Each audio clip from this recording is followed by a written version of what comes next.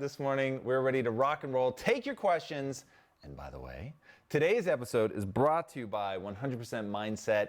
Go to shop.impacttheory.com right now. Get your self-signal your way to success, to glory, I say. All right, first question is from Gilherm Fleury. That's what I'm going with. Because of the fear of not being liked, I often catch myself trying to please everyone around me. In consequence of that, I can't help but feel like I don't have an identity. You frequently talk about how important having an identity and sticking to it is, and I was wondering if you could please go through the process of building one. Most definitely. So I love that you ask about it in terms of it being a process. That's the thing that most people don't really understand is there's definitely a huge element of authenticity to building your identity. And I think that's really what you struggle with. But at the end of the day, you're building something, you're creating something. It's not just about taking whatever you feel is sort of your natural identity and riding with that. It really is deciding who you want to become and then crafting your identity to make sure that it's consistent with that person that you want to become. Now, one of the hardest things to do when you're building that is to really embrace yourself, quirks and all, and that is part of the power, certainly, of connecting with people is being real, being yourself. So there's really two elements that you're gonna have to understand. There's the part that's crafted to lead you to the person that you wanna become, and then there are those elements that are really you, being fun, being playful, being silly, if that's part of your personality, and really embracing that. And the big breakthrough that I had in front of the camera doing what was originally called Inside Quest, now Impact Theory, is I had these parts of my personality, whether they were things that I found interesting and I wanted to drill down on, but wasn't necessarily typical of an interview, or if I had a funny reaction or I was shocked or surprised, that originally I was really keeping that in check and I wasn't letting it out too much. I had an image of what an interviewer was supposed to be versus what I was actually like interviewing. And so having the belief, simply the belief that being myself and being authentic and really letting myself shine through, knowing that I was putting the energy and effort into becoming a great interviewer, so that part of the crafting the identity and being consistent with that and putting all that work in, but then also on this side saying, what do I look like, me personally, as an interviewer? What are the things that I find interesting that I can drill down on? And the reason I say that it was important to just believe that that was going to be beneficial, to believe that authenticity was going to allow me to connect more deeply with people, that allowed me to just try and to experiment and to be myself and to go down those paths and to ask the questions that I wanted to ask, react the way that was honest to me. Wasn't born out of like, oh, I just felt so confident in myself. It was born out of I just believed that that was a better way. So believing that authenticity is the very thing that's going to allow you to connect with people, I think is the missing piece for you. And so making sure that you lead with that belief so that you can trust your instincts. And when you can't trust your instincts, you're really in a dangerous position.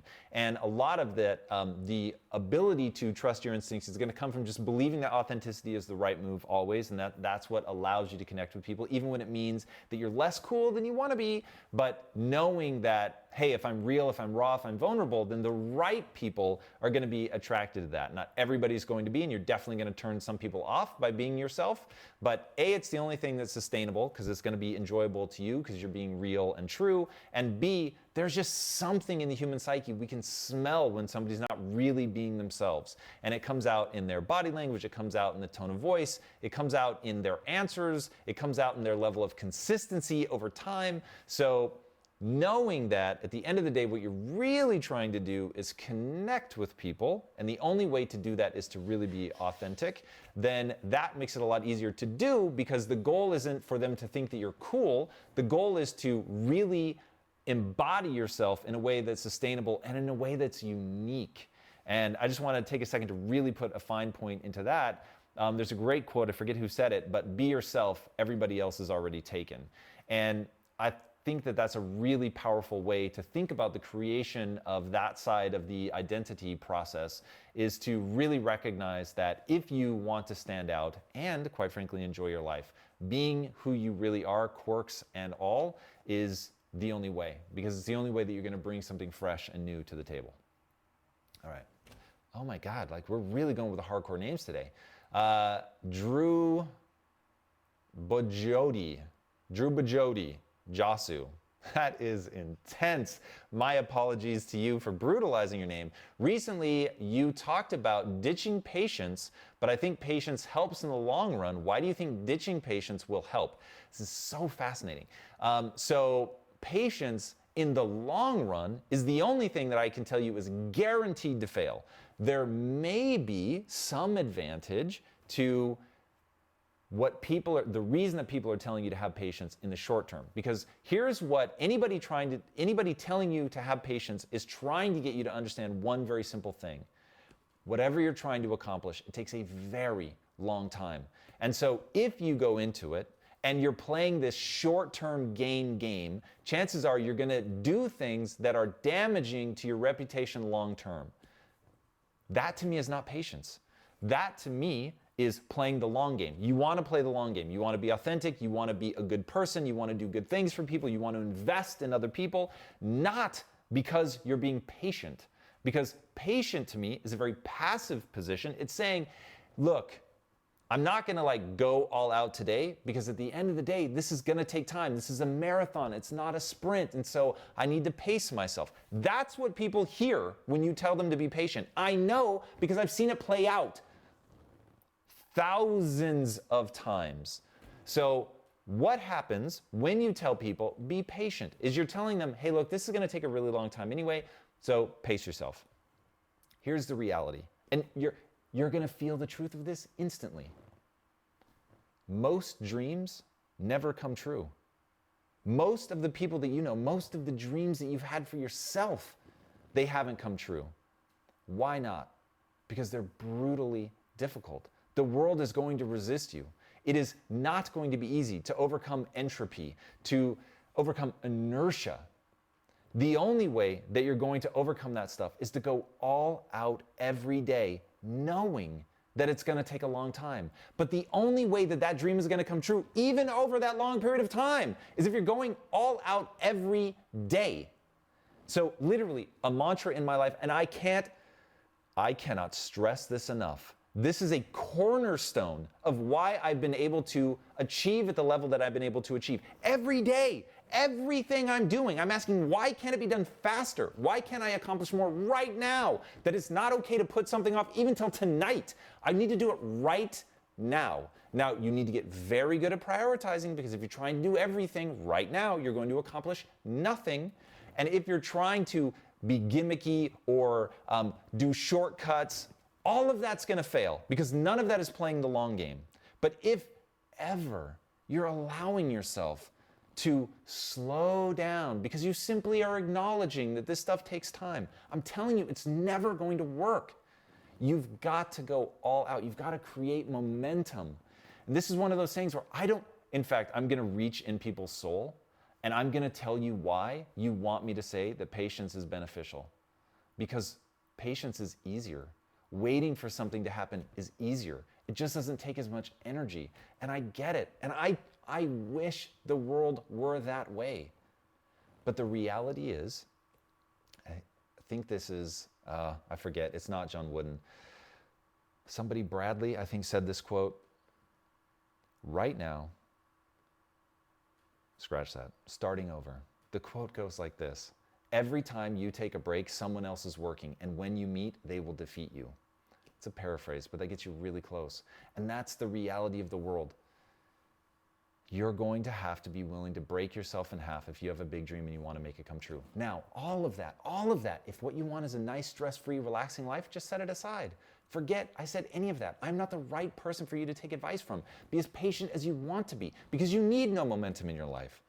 You need only peace and tranquility. And there's nothing wrong with that. It's just not what I'm prescribing. It's not what I'm interested in. It's not what I want from my life.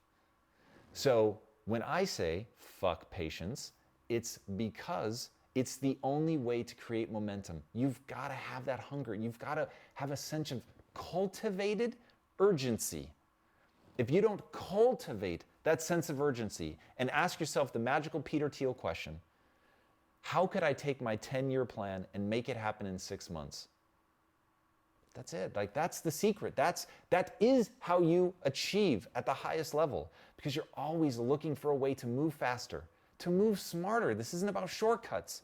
To move faster, to get more done, to be more efficient, to move with that sense of urgency. And if you love what you're doing and you believe in that thing that you're creating this urgency around, and it is important to you to create this thing that you're trying to bring into the world, then it is not some torture chamber. It is not some exhausting thing that is draining your will to live. It's energizing. It's giving you more than it's taking away. And that's why I say, fuck patience. Brian M. Hi, Tom. What is your advice into presenting a unique identity when it comes to applying for jobs? Thanks. So when going into a job interview, one, you've really got to show that you know your shit. Like, I just can't stress that enough. That's the thing. Don't bullshit. If you don't know, say you don't know. There's nothing more unnerving in an interview than somebody who you know is BSing you. Say exactly what you know, and if you know it, be confident, and if you don't, say, I don't know that, but I bet I could find out. So really going in and being yourself is, I think, incredibly powerful because you want to be interviewing them as much as they're interviewing you. And if you're only trying to present yourself as somebody that you think that they want to see, first of all, you're almost certainly wrong. People are always wrong about what you're looking for in somebody because you never know what that person interviewing is really into. And then second, it's not sustainable to be somebody else. If you're trying to pretend to be somebody that you're not, maybe you can like pull it off for a month, maybe 2 months, but like if you're gonna be at that job for years, then all of a sudden that becomes an absolutely torturous way to live your life. So that's why it's not necessarily going to make you the most likely candidate for every job, but it's going to get you the job that you should really have around people that you really want to be around. But there's no way to know that unless you really be your authentic self. And then hopefully they're doing the same. And then if you do that, then you can actually find a great fit. Michael Richards. I have been working with somebody well respected in my profession who gave me permission to name drop to further my growth. I feel uncomfortable doing so. How do you network versus... Yeah, no, I read about how do you networking versus riding coattails is what it actually says. How do you network versus ride coattails? Well, so first of all, if the real important part of that person is twofold. One, what are they teaching you that's actually usable? So that's the most important. And then number two, are they actually introducing you to people or are you simply dropping their name? Because if you're just dropping their name, it can help a little bit and it can definitely be social proof, which is very valuable. But just name dropping, unfortunately, usually reads as a little bit icky. Trust me, I get it. With some of the people that I've had on the show or that I know that I've gotten to know really well personally behind the scenes, I want to tell people and it just comes across weird. So finding ways to do it authentically, post a photo of you guys hanging out. If they've given you a piece of wisdom, then saying like, let me tell you what so-and-so taught me, like that doesn't feel nearly as name droppy as just like trying to bring them up in conversation. Because if you're passing on a piece of wisdom and you're making them the hero in that, but it just happens to also highlight the fact that you know them, then that's a much better way to go about it. The thing that threw me off, riding coattails, I don't think is ever an effective strategy. And if it's going to get you anywhere, it's going to get you to the middle and that sort of best case scenario. The real key is to learn from people, to really take their knowledge and then put it to use yourself. That's what you want to be doing. Hanging around with somebody that's big in their field is really about learning the things that they learn and getting the connections that they know. And then those connections, if you really are able to bring value, then those connections will be very valuable to you. But if you're not able to bring value, then those connections aren't going to do much. It might make you look a little bit cooler in people's eyes that you know that person, but if you can't deliver value, then it really doesn't go anywhere and you just become the best friend of somebody and I mean, that person just doesn't go very far. So there's a great quote from our favorite show, The West Wing, which is, do you want to be the guy or the guy turns to? And if you're always pointing at somebody else and trying to name drop and get your juice by being associated with them, you're just the guy turns to. Personally, I want to be the guy. So you've got to cultivate that value in yourself and be able to bring it. All right. Nate Horman. Hi, Tom. Would you be in favor of college students or anyone that may be considering it to take some time off to travel and experience as many new things as they can in order to find themselves? So absolutely, but not to find themselves. So you create yourself, you decide who you want to become, but figuring out who it is that you want to become, that is something that requires you to encounter a lot of things, to experience a lot of life. This is Kevin Kelly's whole notion of don't prematurely optimize. I think that some of the best advice young people are ever going to hear is you really want to go out and explore, discover new things so that you can find what it is that you find interesting. Then that's where the discovery process ends and the developing process begins. Then you begin to create this notion of who you want to become, and then you go down the path of becoming that, gaining those skills, developing mastery in a certain area. But first, really make sure, because you're going to give at least a decade of your life, if not more, to any one thing. So making sure that that's something that fills you up instead of chipping away at you is really, really important. And the only way to do that is to experience a whole lot of stuff. So yeah, I have no beef with taking that time off to go explore and discover new things. I think it's incredibly powerful. Technos Media.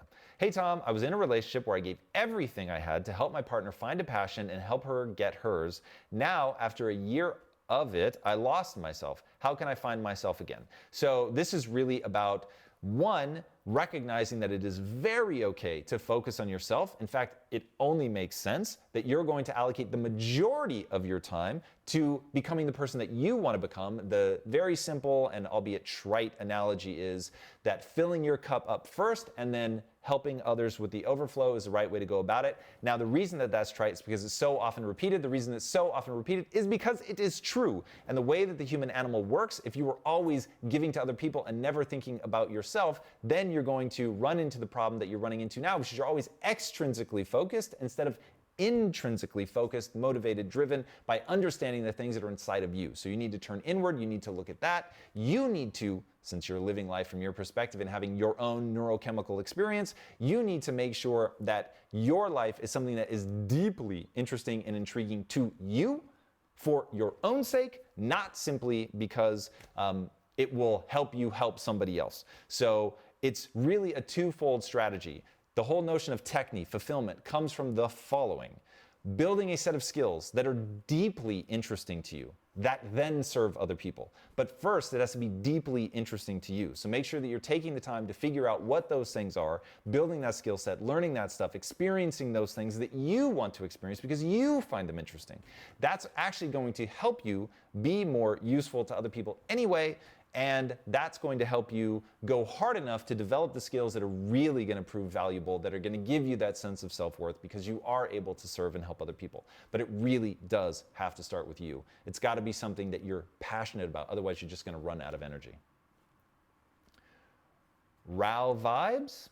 How vibes, one of the two, depending on if you're Brazilian. What are your thoughts on changing reality with thoughts and repetitions? Will this work or is it just a theory? Okay, so there's no doubt that the way that the brain rewires itself is through repetition. Neurons that fire together wire together. So you very much can create reality. I want to say that it isn't, unfortunately, like the Matrix, but it's so close that you might as well think of it like that. But to me, that's just a metaphor to get people to understand that you really can influence your hardwiring in your own brain, and you certainly can influence the outside world by gaining a set of skills that allow you to go out and manipulate it. And I'll give you a super easy example. Learning to build a house means you can actually build a house, and you can manifest that and turn a tree or concrete into a physical structure. So you can definitely have that kind of influence. You can obviously influence other people by learning about psychology. So all of these things are very, very possible. And if you've ever seen the way that the neurons in the brain actually wire together, you can actually see video footage of this. It's pretty crazy.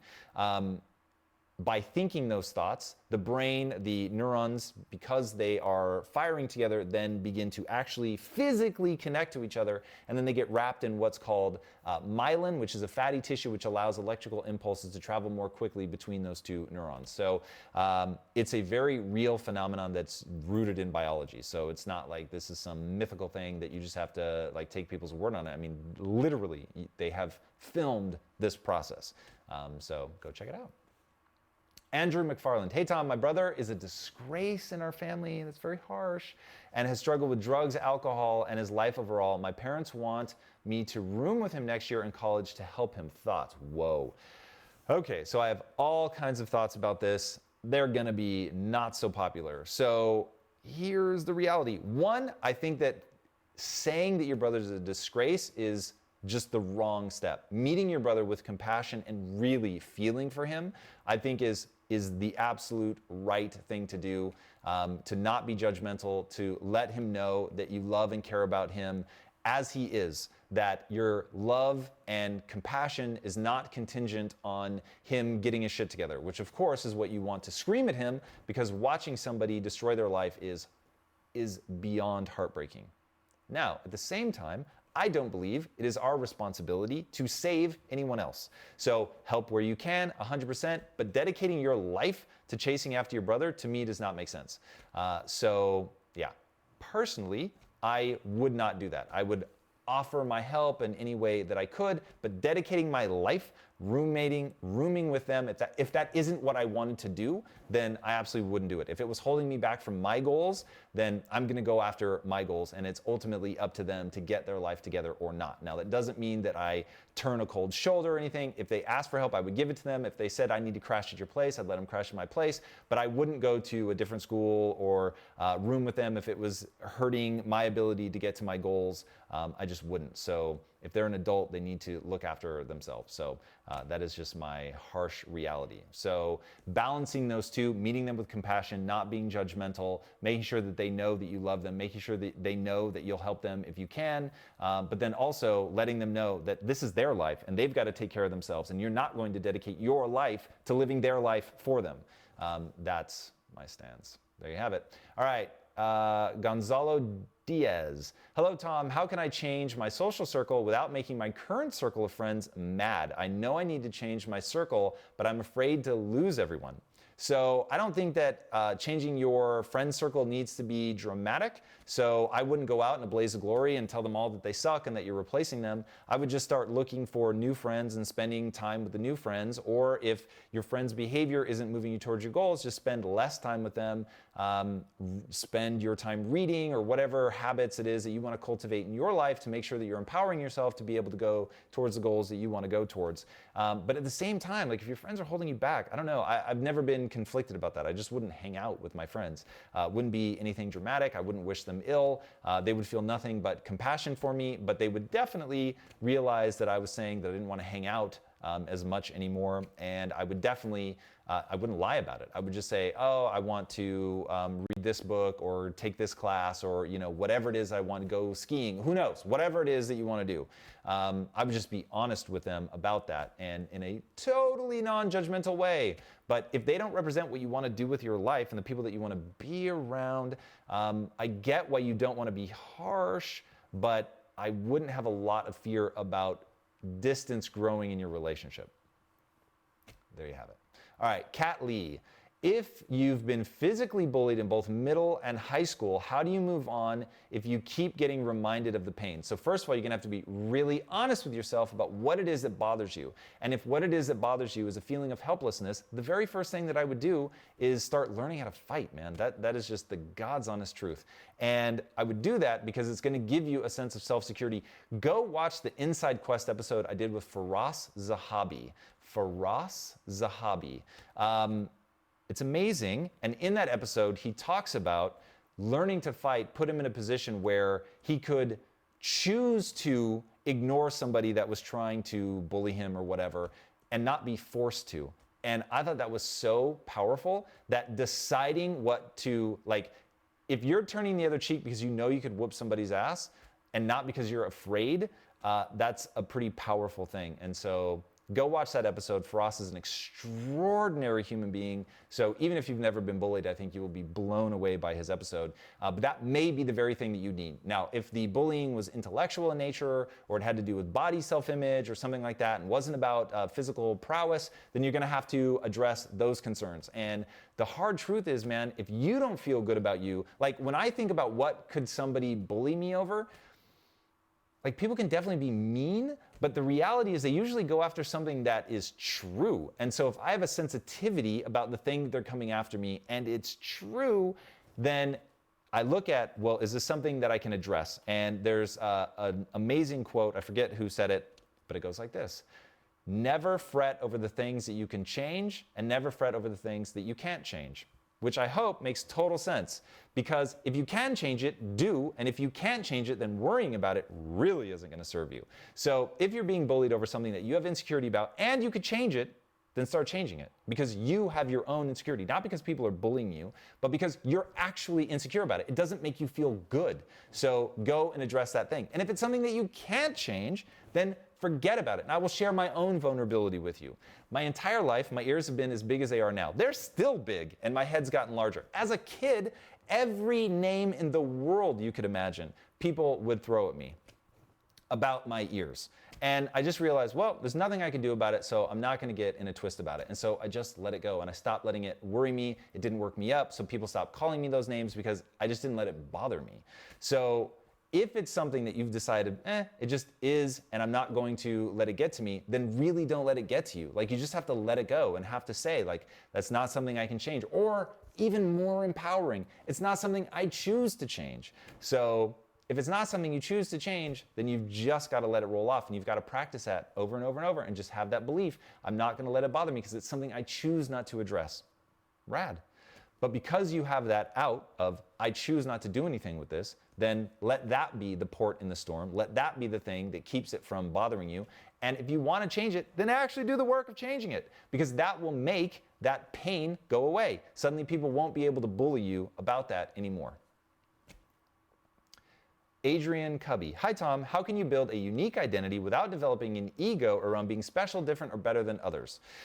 Okay, so one, I think that really becoming your own self and wanting to win and wanting to be rad does not mean that you have a raging ego. So for instance, I want to be the greatest of all time. I want to be the best ever at the things that I care about and am pursuing. So for instance, I want to be the greatest interviewer that ever lived.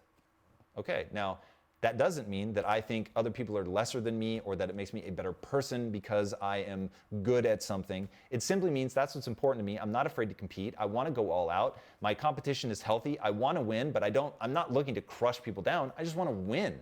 So if you can focus on that you just want to be the best that you can be, that you want to explore the very limits of your potential. It doesn't have anything to do with anybody else. This is a race against yourself. Now, that doesn't mean that I'm not looking at other people. And let me tell you, I look at other people. I look at their interviews and I look and see who's doing what better than me. Can I get better than them at this, that, or the other? But if I met them, I would legitimately be excited for them and the things that they've done, that they're doing well, 100%. But it doesn't mean that I'm not thinking, hey, motherfucker, I'm coming after you. Like, I want to get better than you. I want more followers than you. But my ego, my identity is not tied up in whether I get that. It's tied up in my willingness to learn, my willingness to stare at my inadequacies, recognize where they're better than me, and that I love seeing other people win. So this isn't about me wanting to beat down or see them crush down.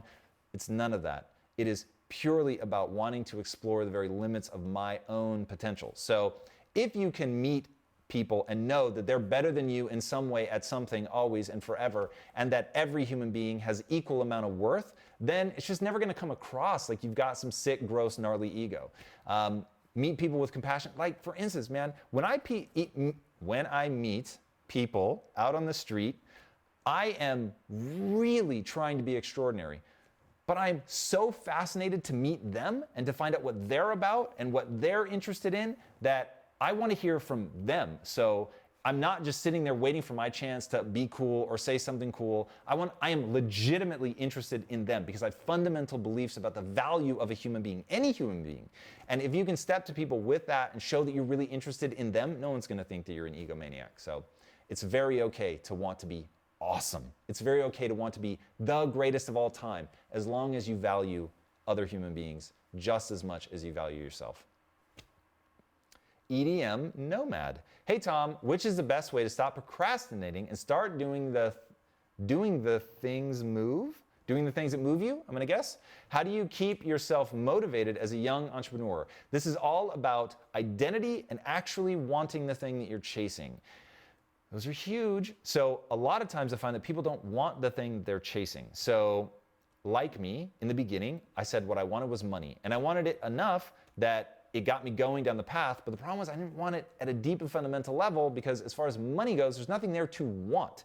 So you want the thing that money facilitates, whether that's fancy cars, whether that's big houses, whether that's building charities, whatever it is, that's the thing you really want. The money in and of itself is not interesting for most people. For some people, it's like a score on a scoreboard, but even then, really what you wanted was to win. For most people, it really is the thing that you can do with the money. It's not that they want to swim in their money like Scrooge McDuck. So once you understand that that thing has to be so exciting to you, that even on the days where it's boring, it's tiring, you're exhausted, you want to go out and party with your friends, that when you think about that thing that you're really fighting for, that just thinking about it gets you excited and it re-energizes you. That's when you know that you're on the right path. The other part of this is identity. So you've just got to be like, I have the shirt that I wear routinely. I'm the type of person that fill in the blank. I'm the type of person that gets out of bed. I'm the type of person that eats right, goes to the gym, whatever the case may be.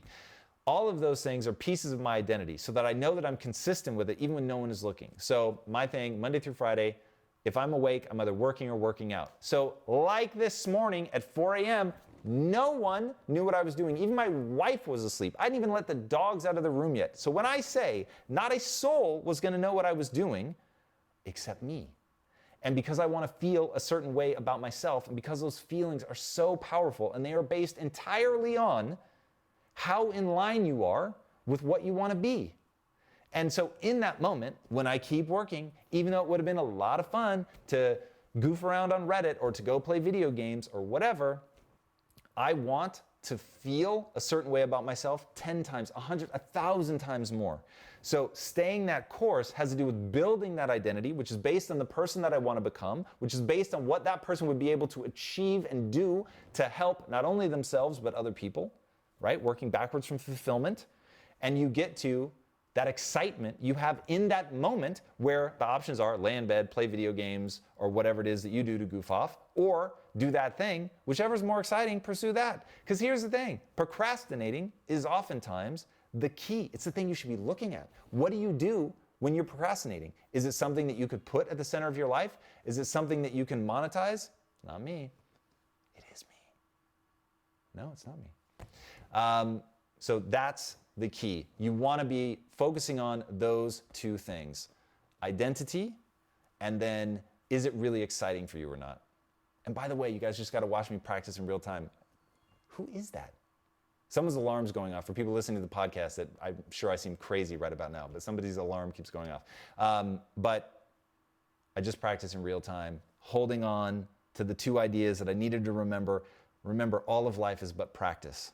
So take your opportunities to practice where you can. It's super powerful. I was thinking about that this morning. It's all practice. It's all practice. It's all practice. All right. Patrick Rivera. Tom! 3 exclamation points. Thank you. Simon Sinek didn't help me with how to get a why. It only seemed to point to start with a why. Any suggestions? This goes back to one of our earlier questions about exploring your life, finding out what are the things that you care about that really spark interest in you, that you can develop into something. But the reality is that ultimately, you're just going to decide that something is important to you.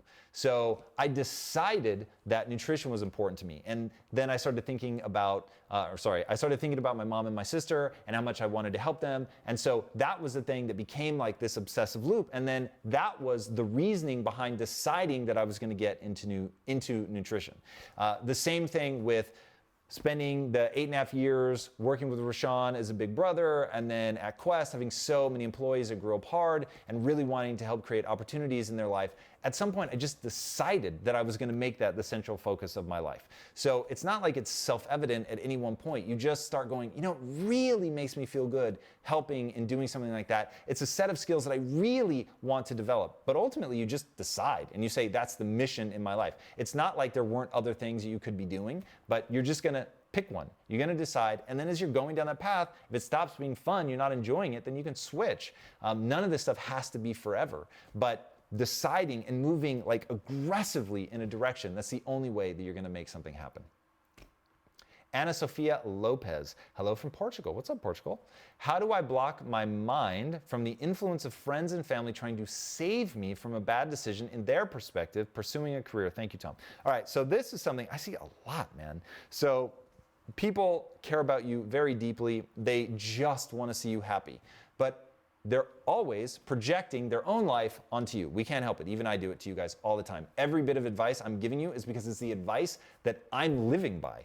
So when people are scared, when they're frustrated, when they hate their job, they're giving you advice from that perspective. So you taking a risk, jettisoning safety, all the things that they have probably built up as being important enough to do a job that they hate and all that stuff, they then project that onto you. They're not trying to hold you down. They want to see you, again, be happy, be successful as they see it. So they're trying to protect you. But the reality is you've got to understand a couple things. One, that it's okay to fail, and that if you really are making a catastrophic mistake, barring brain damage or death, you can unwind it. So it's just not that big of a deal. So if you go down a road that ends up setting you back a decade, let's say now you're a decade behind everybody else, doesn't matter. You will have learned something in that process, hopefully something really powerful, especially if you have a growth mindset. You'll be collecting that wisdom, figuring out what you don't want. Great. The only thing that becomes terrifying is when you have dogma about how you're supposed to live your life and you're so afraid to explore, to try new things, to think in a new way, that you never go try that thing that they're warning you against. So I say if you've got any inclination to give it a shot, give it a shot. What does it really matter? Like, look at your worst case scenario. What does catastrophic failure really look like? Being broke? Your family and friends making fun of you? Okay, sure. Like people telling you, I told you so. It's never fun to hear, but at the end of the day, it just doesn't matter. Like, take the lessons, keep moving forward, build a life that gives you fulfillment. So just understand their heart's in a good place. So when people are giving me advice, and when they were giving me advice when I was broke and literally had no idea what I was doing, I just listened and thanked them for their advice, and then steered by what I really wanted to accomplish in my life based on the things that gave me the most energy, that got me the most excited, that led to the most fulfillment. That's it. And yeah, like, know that they mean well. And so don't get pissed, don't push back, don't fight with them, don't argue, don't try to convince them to see things your way, which they are never going to. Just let your actions speak for themselves, and always be willing to learn. Maybe they were right, and maybe it takes you years to figure that out. So what? That's just the process of life. All right. On that, I have to bid you farewell. Guys, thank you so much for joining me for this episode. And by the way, we just dropped an episode of Health Theory. If you guys haven't checked that show out, go check it out. I'm way amped. I think this episode really walks an amazing line between talking about diet and nutrition and talking about mindset and getting yourself out of a dark place. Really, really cool episode with a woman named Cynthia Pasquella. So check it out. I think you guys will dig it. That's Health Theory. It's on the YouTube channel, so be sure to check it out. All right, if you haven't already been to shop.impacttheory.com to get your self-signaling shirts, head over there right now. Check it out. And if you haven't subscribed, be sure to do so. And until next time, my friends, be legendary. Take care.